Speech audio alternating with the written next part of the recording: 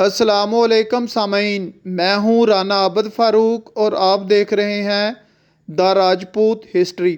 سامعین، آج کی ویڈیو شاہپور ضلع سرگودا کی تاریخ۔ شاہپور ضلع سرگودا دریائے جہلم کے قریب آباد شہر۔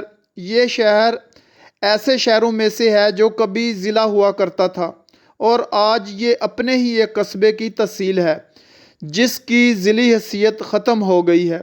کبھی اس کو جب 1849 میں ضلع کا درجہ ملا تو خوشاب، سرگودا سمیت بیرا، ساہیوال، کوٹ مومن، بلوال، نورپور تھل، میٹھا ڈوانا اس ضلع کے حصہ تھے۔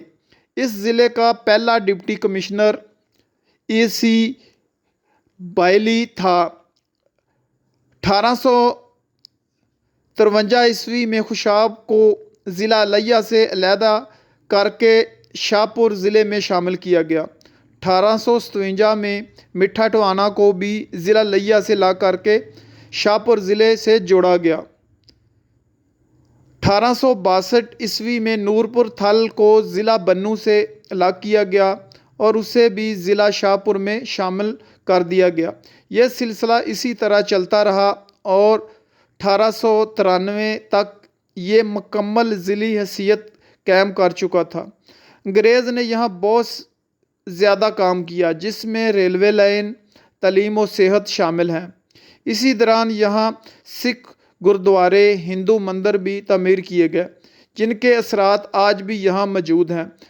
گزرتے وقت کے ساتھ اس بہت بڑے ضلع کی حیثیت قائم نہ رہ سکی۔ آخر قیام پاکستان سے پہلے 1940 میں اس ضلع کو ختم کر کے نئی اور تیزی سے پھیلتی آبادی سرگودا میں شامل کر کے اس کو ضلع کا سرگودا کا نام دے دیا گیا اور پھر یہ سلسلہ قیام پاکستان کے بعد 1960 میں انتظامی امور قائم ہونے والے ضلع سرگودا کی ایک تحصیل کے درجے پہ رکا۔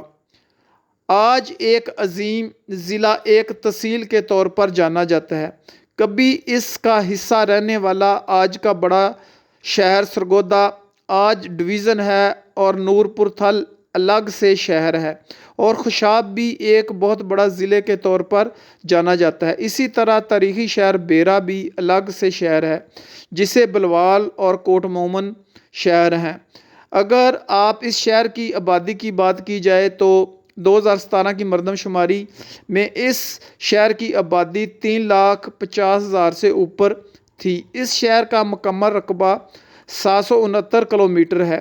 اپنی حیثیت کے عروج سے زوال تک کے سفر کو دیکھتے ہوئے یہ شہر آج بھی قائم ہے۔ یہاں ایک تعلیمی ادارہ، صحت و سہولت اور تاریخی اہمیت کی حامل عمارتیں کھڑی ہیں۔ یہ تحصیل بھی سرگودا کی دیگر تحصیلوں کی طرح کافی زرخیز ہے اور کئی ایک فصلیں پیدا کرتی ہے کیونکہ یہ شہر دریائے جہلم کے کنارے آباد ہے جو کہ اس شہر کے مغرب کی طرف گزرتا ہے۔ اس لیے یہاں اچھی خاصی فصلیں ہوتی ہیں اور زیادہ تر لوگوں کا پیشہ زراعت ہے۔